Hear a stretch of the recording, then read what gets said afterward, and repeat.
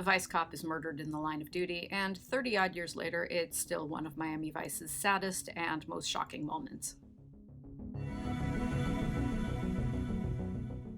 Down for the Count is a two-part episode. Both parts were written by Dick Wolf and John Schulian and were directed by Richard Compton, who directed the classic film Macon County Line, as well as the less classic follow-up, 1975's Return to Macon County, which starred a very young Nick Nolte and a pre-Miami Vice Don Johnson. Crockett, Tubbs, Switek, and Zito go to a boxing match to watch a talented young fighter named Bobby Sykes, played by champion boxer and Olympic gold medalist Mark Breland. Sykes is managed by a Texan named Moon, who is played by heavyweight boxer Randall Tex Cobb, who has frequently dabbled in acting. His best-known role is probably as the bounty hunter in Raising Arizona. Crockett spots one of his many nemeses in the crowd, a murderous drug runner named Oswaldo Guzman, played by Pepe Serna, who we last saw playing a very similar role in last season's Yankee Dollar. Well, Guzman has apparently gotten out of the drug trade. Crockett refuses to believe he's gone straight, so Vice decides to investigate. Crockett and Tubbs visit a bombastic and flamboyant fight promoter named Cash, who is played by the bombastic and flamboyant fight promoter Don King. Cash tells them Guzman has shifted his focus from drugs to gambling. So Crockett and Tubbs pose as promoters with a new satellite sports network and approach Guzman with a business venture. They're willing to partner with Guzman, but only if he's able to get Bobby Sykes under contract. Moon, who is an old friend of Zito's, is brought into Vice's plan. Zito goes undercover as one of Sykes' trainers, while Switek poses as the gym's janitor. Moon keeps shooting down Guzman's efforts to buy Sykes' contract from him. He breaks into Guzman's home and knocks out and hogties one of his goons, which is kind of a nice touch, then steals a book containing Guzman's record of his gambling enterprise. Moon then tries to blackmail Guzman with the book, but Guzman reveals that it's written in code and thus is not incriminating, and kills him. With Moon dead, Zito takes over as Sykes' manager. Still desperate to partner with Crockett and Tubbs in their phony satellite network, Guzman tries to pressure Zito into letting him take over Sykes' contract. While Dance by the heavy metal band Rat plays,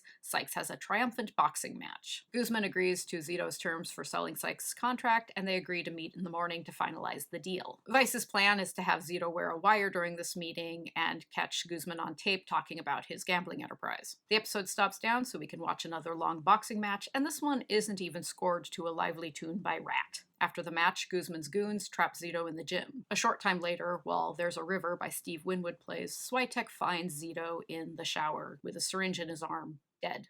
Saddened beyond comprehension, Switek hugs Zito's corpse in a moment that makes me cry every damn time I watch this episode. Moving on to part 2. While Blind Faith by Canadian rocker Corey Hart plays, the Vice gang pays their respects at Zito's funeral. Zito's death was staged to look like a drug overdose, and there's no evidence to suggest it was murder, though obviously all of the Vice team who are in deep grief over the loss of their friend and coworker knows full well he was killed by Guzman. Crockett and Tubbs search Zito's apartment and find Guzman's gambling book, which Moon had mailed to Zito after stealing it from Guzman's home. Gina and Trudy take the book to an acquaintance of Crockett's named Danny Allred, played by comedian Chris Elliott, who lives in a plane and who is a genius codebreaker. While Jimi Hendrix's iconic cover of Dylan's All Along the Watchtower plays, Allred agrees to crack the code. A Vegas mobster named Giolini, played by our old friend and Warhol muse Joe D'Alessandro, who we last saw in Season 1's One-Eyed Jack, gets upset that Guzman is encroaching on his gambling turf. He calls one of his henchmen, Vespa, played by Murphy Brown's Robert Pastorelli, and rants about how he wants to kill Guzman. For poorly defined reasons, he also wants to kill Crockett and Tubbs as Burnett and Cooper. Sykes signs a contract to work with Guzman, so Crockett and Tubbs meet with Guzman to finalize their phony satellite TV deal. They're targeted by Vespa, who is trying to kill them on Giolini's orders, but they escape after a car chase set to Billy Idol's Don't Need a Gun. I tell you, normally filmed car chases bore me to tears, but Miami Vice tends to have really good ones.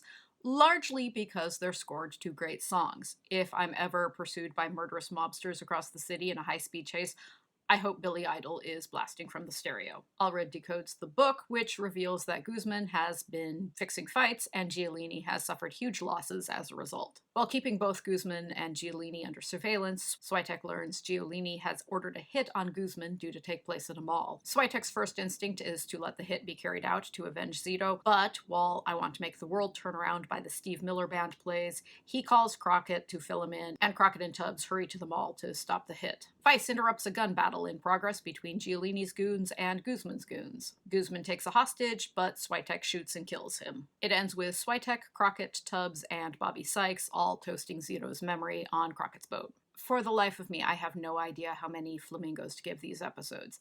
Zitos' death, and particularly the moment where Switek finds his body, is just a full-on, no-holds-barred 5 flamingo moment, and it's perfectly done, and I think very well of these episodes for it. John Diehl, who left the series due to dissatisfaction with the role, handles Zito's swan song with great skill. Over the course of 2.5 seasons, he elevated Zito from basic comic relief to a sympathetic and well-developed character, and we feel his loss.